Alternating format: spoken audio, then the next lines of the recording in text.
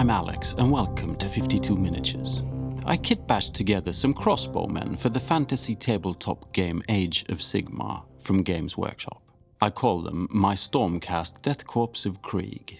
For those into Warhammer, that makes total sense. Kit-bashing is essentially ruining some minis, cutting them to bits and then gluing them together again in an alternative way to create new miniatures, all to keep the creative mind at bay. Well, better to do it with toys than in real life, right? Just look at how things turned out for that Frankenstein fellow.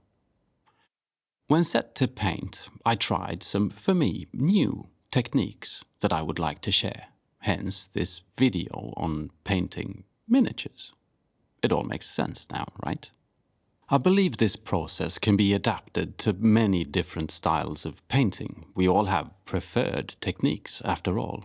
But I'll show you mine, and then, probably you either call the police, run away, or stay and have a good time. I started out with a zenithal prime, using a grey colour. Zenithal priming is base coating with a dark primer to then dust with a lighter colour from above the miniature, in my case a medium grey. All to mimic a sense of light shining on the miniature from an imaginary sky. It can be done with an airbrush or a rattle can. I'm using the zenithal prime as a guide to help me see details on the miniature better and to give me an idea of what parts need to be darker or brighter, even what parts I can virtually ignore to paint because they are in total shadow. The entire first step is about getting blocks of color onto the miniature. I decided to do it with my airbrush. I just don't airbrush like this very often. And I thought some practice would be good. Actually seeing to it that the paint ends up where I think I'm aiming. How to dilute different paints, trigger control, all the stuff that comes with airbrushing and that I need to practice more. But my point here is that you can do anything for this step, as long as it involves paint and miniatures. If you use a regular brush with singular colors to block out the different parts on the miniature, or if you like to use contrast paints for that. If you wet blend or dip the entire thing in a pot of paint, it's entirely up to you.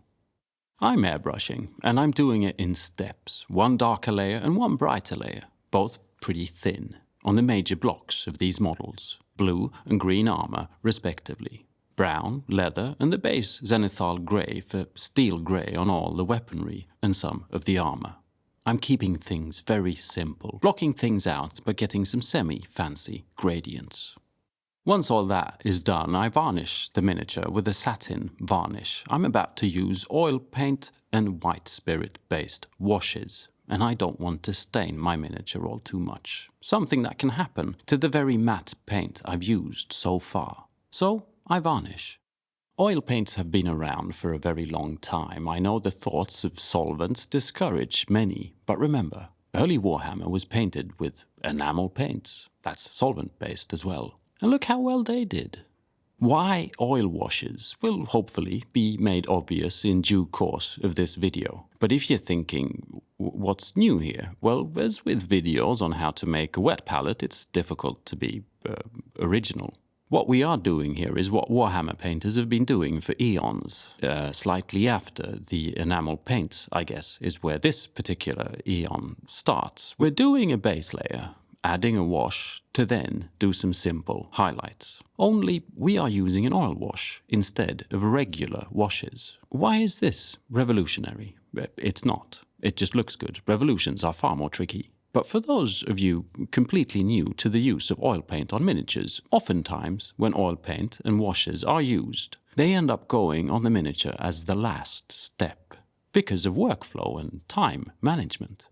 But I think putting this oil paint step in there, in the middle, is pretty cool.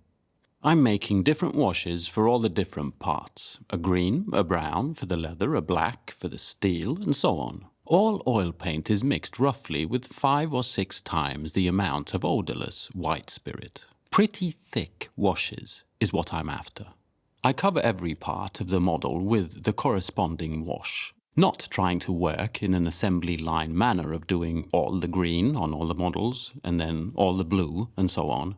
I finish one miniature with all the different blocks before I move on to the next. I work my way through this little batch, miniature to miniature, 6 in total. I want the oil paint to sit for a while, so by the time I finish the last in the batch, I can start work again on the first.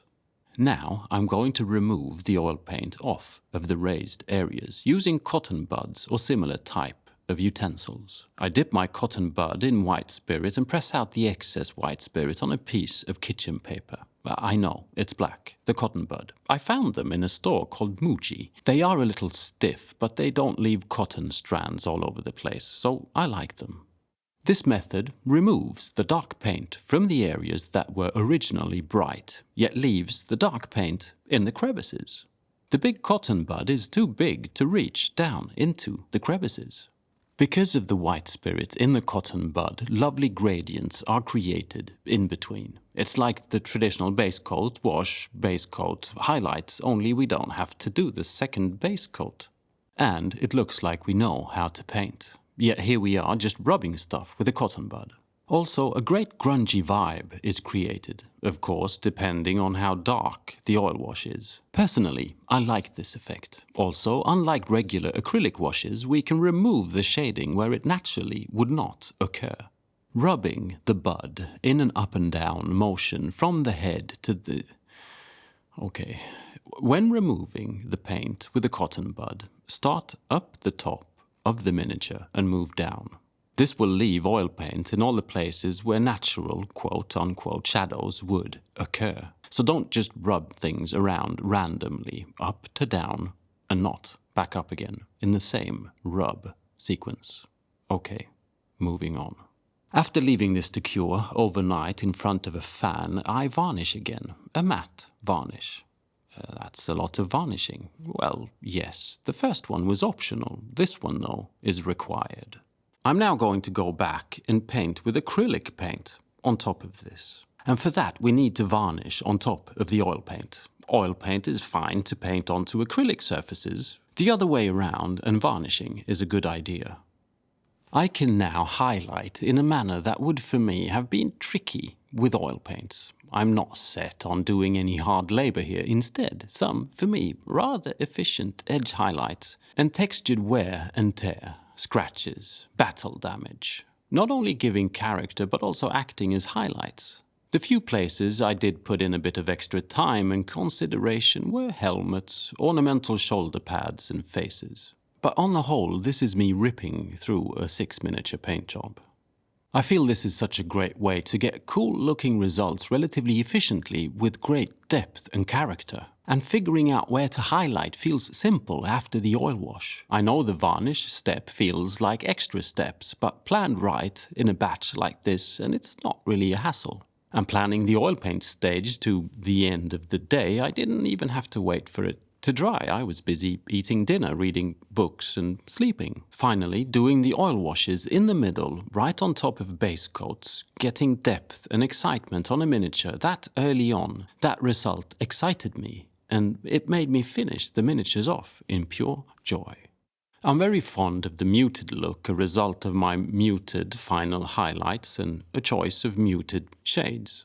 But I'm also working on a slightly more colourful army. Therefore, as a final step, I brushed on some very diluted inks of blue and green onto the armor. A little push of saturation. After painting up the bases, varnishing the mini again for gaming protection, adding a tuft or two, and here we are. It's a small thing putting that oil wash in there, in the middle, but I hope you can see the instant effect. Not only what it does to the miniature, but at least for me, how it affects the mind when painting. I wanted to get these miniatures painted rather efficiently, and that is just what happened. I hope you've enjoyed this video. Please do consider joining the 52 Miniatures Patreon to support my continued work with these videos. Thanks for watching. Bye.